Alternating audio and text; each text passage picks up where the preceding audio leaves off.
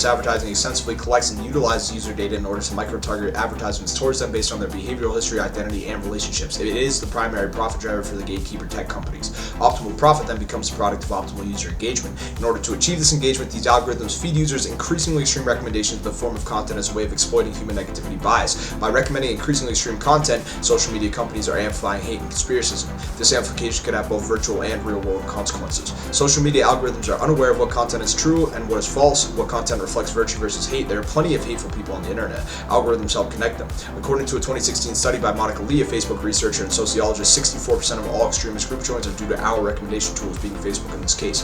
One huge implication of this amplification is that it can bleed through social media into reality. Consider the ways in which Facebook algorithms laid the ground for the 2021 insurrection. Another is the inevitability that all users will be exposed to extreme content. This could spur mental distress and support or belief of certain ideas that may be false and or hateful through these exposure tactics.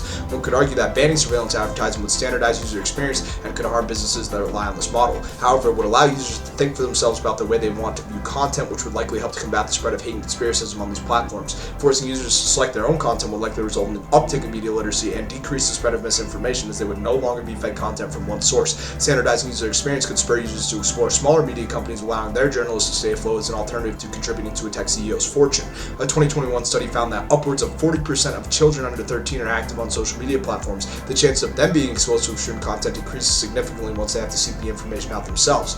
It is possible that creating a standardized user experience would lead to a decrease in societal polarization. Algorithms personalize each user's experience, so standardizing content would allow for more unanimous exposure. If standardizing user experience helps journalists survive as a result of reduced engagement, then they are able to deliver well-balanced and accurate information to the public that may be more difficult to find on these platforms. By banning surveillance advertising, the amplification of hate and conspiracism by social media companies would significantly decrease. By standardizing user experience, the spread and absorption of misinformation and extreme content would be limited to the autonomy of the user. Thank you.